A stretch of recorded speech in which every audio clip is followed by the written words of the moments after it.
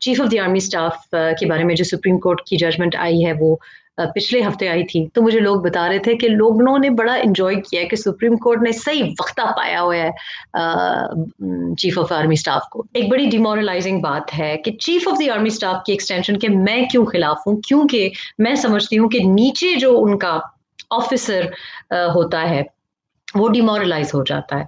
और मैंने आपको जनरल सत्तार का एग्जाम्पल दिया था, और मैंने आपको एग्जाम्पल ये दिया था कि जूनियर जो थे वो जनरल सरफराज सत्तार को सुपरसीड करके अब सीजीएस लगा दिए गए हैं। General Nadeem Raza is the new CGS. अब इसमें इशू क्या है?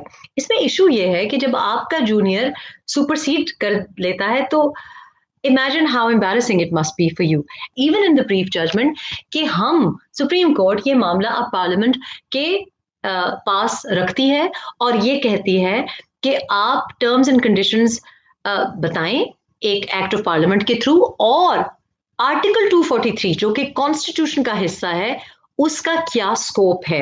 रिमेंबर कि आर्टिकल 243 अगर आप गूगल भी करें तो आपको दिखाई देगा कि उसमें वर्ड एक्सटेंशन नहीं है, उसमें सिर्फ वर्ड अपॉइंटमेंट है।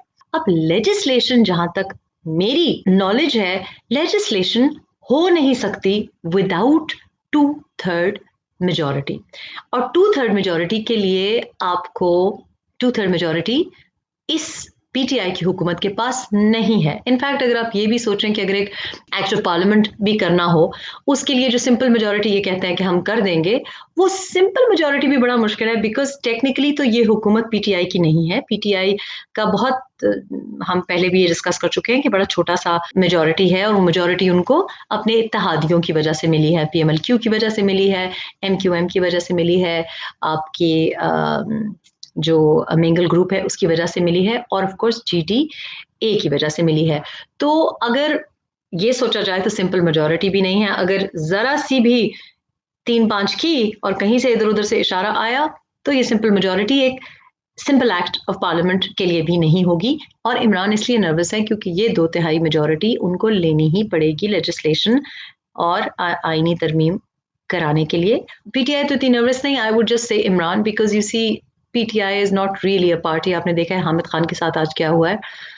जो पीटीआई बन के इस वक्त काबीना में जो 70% मुशर्रफ की कैबिनेट बैठी हुई है इस वक्त इमरान के इर्द गिर्द, ये पीटीआई नहीं है। कल ये शहबाज शरीफ की काबीना में भी हो सकते हैं, कल ये किसी की काबीना में भी हो सकते हैं। इनकी जो एक्सटेंशंस हैं ये बगैर किसी कानून और आइन के ये हाईजैक या पैराशूट करके पहुंच जाते। लोग वादे करते हैं, पर्सनल रिलेशनशिप्स में भी वादे करते हैं, पोजीशंस के लिए भी वादे करते हैं। प्राइम मिनिस्टर बनाने के वादे इमरान से 22 साल से हो रहे थे, लेकिन सिर्फ इमरान से वादे नहीं हुए, ये वादे बाकी सबसे भी हुए हैं। I am sure Bilawal Bhutto को भी यही इंप्रेशन दिया होगा कि भाई आपकी बारी मरियम नवाज शरीफ से पहले आएगी।